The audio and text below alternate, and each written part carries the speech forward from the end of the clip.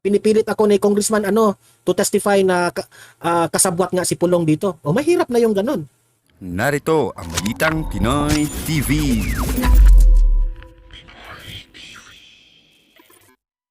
Magandang araw sa atin lahat mga kababayan. Dito na naman tayo sa another episode ng ating vlogs.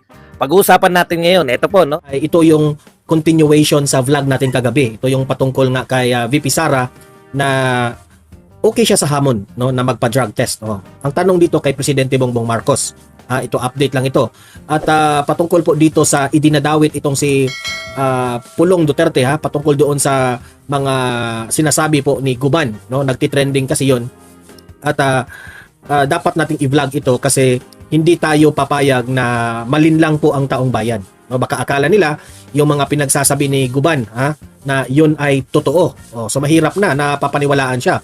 So talagang ipagtatanggol natin itong si Kong Paulo Pulong Duterte. Okay? So mamaya pag-usapan rin natin 'yan, okay? Ano yung mga kasi sumagot na itong si Pulong Duterte, okay? So yan ang ating pakinggan at i-react rin natin 'yan. Bago ang lahat, bago natin ito pag-uusapan, help me po na i-like muna at i-share itong video na ito para guys kakalat ito sa taong bayan. Okay? Sabay-sabay nating i-like muna at i-share itong video natin Facebook at YouTube. 1 2 3 go. Okay? Like and share para maraming makalam. And also guys, paki-subscribe at paki-follow ito para lagi kayong updated sa mga balita na kagaya nito at ma-notify ang inyong mga cellphones kung meron tayong breaking news. Okay? So, kagaya nito, breaking news ito. So, sabay-sabay natin i-follow, i-subscribe, Facebook at YouTube. Ready? Follow, subscribe. 1, 2, 3, go! Ayan, thank you very much. So, simulan na natin kagad itong ating talakayan, no? Miss Butterfly, hello po sa inyo. Shoutout po sa inyo, Miss Butterfly. So, heto na nga. Representative Duterte, sinagot na ang mga drug smuggling claims na idinadawit sa kanya. Kung matatandaan natin kahapon, itong si Jimmy Guban, matindi yung kanyang mga akusasyon at revelasyon patungkol po dito kay Representative Pulong Duterte. Okay, when in fact, basing sa ating obserbasyon kagabi, no? I think kaninang umaga tayo nagla-live, di ba? Sa ating obserbasyon doon, iba yung salita ng kanyang mata at yung kanyang inilabas sa kanyang bibig. Yung inilabas ng kanyang bibig, galit na galit siya. Galit dahil wag raw ituro itong mga malalaking tao. Pero yung mata niya, hindi consistent eh. Yung mata niya nakasmile. At halatang halata na talagang pinagpapraktisan nila yung ang script niya. Alam na niya na magsasalita siya dyan sa Kongreso. So pinagpraktisan niya. Very obvious. At hindi mo maloloko ang taong bayan dyan. Kasi yung taong bayan, bago yan maniniwala, talagang susuriin ka. So hindi ko lang alam kung talagang papaniwalaan ba ito ng Kongreso. Kasi kung papaniwalaan ito ng Kongreso, matasabi ko talaga na weak na talaga yung Kongreso. Di ba? You can always tell if ang tao po ay nagsisinungaling o hindi. Di ba? Hindi naman siguro kayo first timer dyan na mag-o-observe kung ang tao ay nagsisinungaling o hindi. Di ba? So ito, sinagot na ni Kong Pulong itong mga bintang nitong si Guban. Okay? So panoorin natin. Sabay-sabay tayong mag-react dito. Okay? Play. Kwinestyon ni Davao City 1st District Representative Paulo Pulong Duterte ang kredibilidad ni Jimmy Guban. Matalino itong move ni Pulong Duterte. Tinatanong ang kredibilidad. Diyan kasi yan, diyan yan,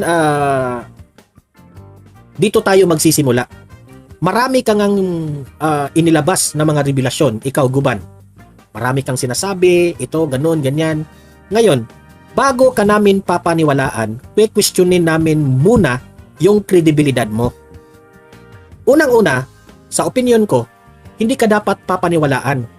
Bakit hindi ka dapat papaniwalaan? Kasi, dati nang sinabi dyan, na yung mga statement mo, paiba-iba. Iba yung statement mo noon, iba yung statement mo ngayon. So, ibig sabihin, kung paiba-iba ang inyong statement, meaning to say, there's a big tendency na yung statement mo ngayon ay hindi yan totoo. Mahirap kasi papaniwalaan ng isang tao na ganito na nagbibintang ngayon kay Pulong Duterte o kung sino pa yung mga pinagbibintangan niya. Pagkatapos na pagbibintangan niya, itong mga taong to, babaguhin na naman niya in the future ito. 'Di ba?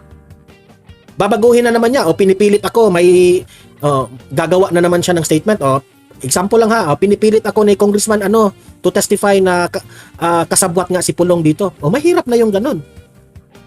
So, kayong mga taga-kongreso dyan, you have to double check and think twice kung dapat ba ninyong i-invite itong resources nyo sa susunod na hearing. Dapat ba siyang papaniwalaan? Kasi kung yung kaya niyang baguhin yung mga statement niya, itong mga latest statement niya kay Pulong Duterte, baka in the near future, babaguhin na naman niya. Kung saan siya pabor sa kanya, babaguhin na naman niya. 'Di ba? Kung sino man ang nagpresenta itong ebidensya, itong witness nyo, ngayon pa lamang, palpak na. Palpak na talaga ito. Wala nang kredibilidad. Ito yung sa opinion ko yan ha. Importante ang kredibilidad sa isang witness. Madali.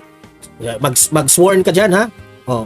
Hahawakan mo yung Bible o mag-sworn ka tapos magsisinungaling ka after. Madali yang gawin. That's why, hinahamon ko itong si Guban, you present evidence.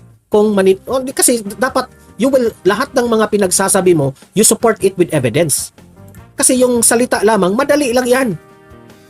Di ba? Super bilis. Virginia Malonzo, hello po. Binigyan pa nga daw ni Barbers ng witness protection si Guban. Right niya yan. Siguro sa batas natin, right niyang bigyan siya ng protection. Di ba? Pero, sa tingin ko dyan, hindi ka naman papansinin ng mga Duterte. Sino ka para isyutay ng mga Duterte? Wala ka. You are not relevant. Sa totoo lang.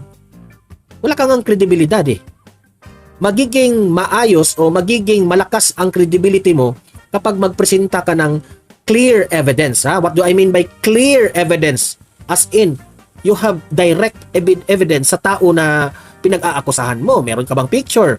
Meron ka bang video? Meron ka bang audio recording na makapag-support sa iyong mga sinasabi? Diba? Clear evidence. A crystal clear evidence. Ang tanong, meron ba? Wala Diba? So, dyan tayo magtatalo. Dyan pa lamang, kiss ka na. Kung sa, ka pa, America's Got Talent, wala ka na. Kiss ka na kaagad. Diba? Panibagong testigo sa isinasagawang pagdinig ng House Quadruple Committee o Quadcom.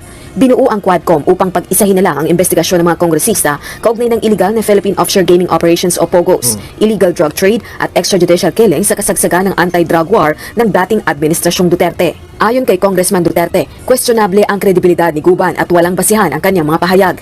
Ito ay lalo na't na-contempt na anya ng Senate Blue Ribbon Committee si Guban.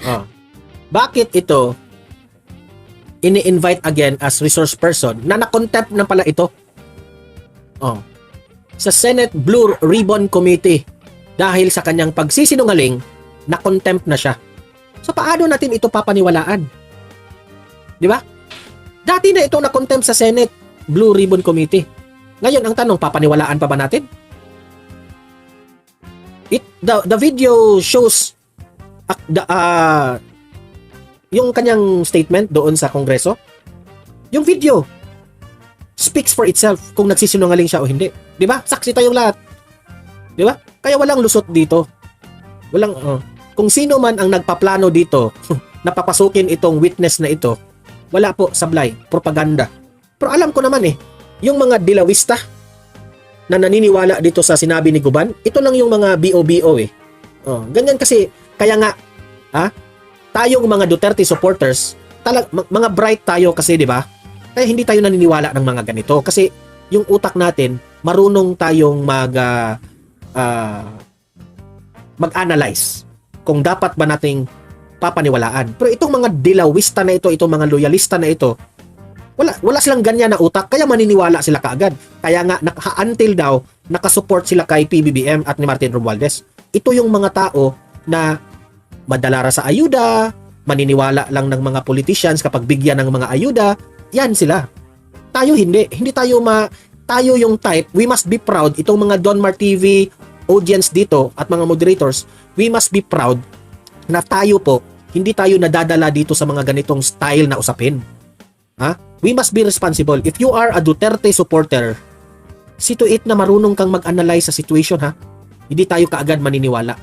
Titimbangin natin ang sitwasyon at huwag maniwala kaagad kung walang ebidensya sa lahat ng mga circumstances at mga usapin. Yun ang payo ko sa inyo. Dahil sa pagsisinungaling nito, araw ng Biyernes, August 16, nang iharap sa public hearing si Guban at dito binawi niya ang mga naging unang pahayag sa Senado noon kaugnay ng nadiskubreng bilyong-bilyong pisong halaga ng shabu sa magnetic lifters noong 2018. Ngayon, idinadawit na nito ang mga personalidad na malapit sa pamilyang Duterte. Kabilang na si Representative Duterte, Attorney Mans Carpio, asawa ni Vice President Sara Duterte. Kung meron kayong ebidensya laban dyan, na naglilink ito sa pamilyang Duterte, at kung sino man, si Michael Yang, yung mga nabanggit yung pangalan, kung meron kayong ebidensya na link dito sa mga bawal na gamot na ito, kasuhan nyo kaagad. Ito na nga mga kabalita. Ano na ang masasabi nyo patungkol sa balitang ito? Please comment down below mga kabalita. Pag-usapan natin yan sa comment section. At kung di ka pa nakasubscribe sa ating channel, baka naman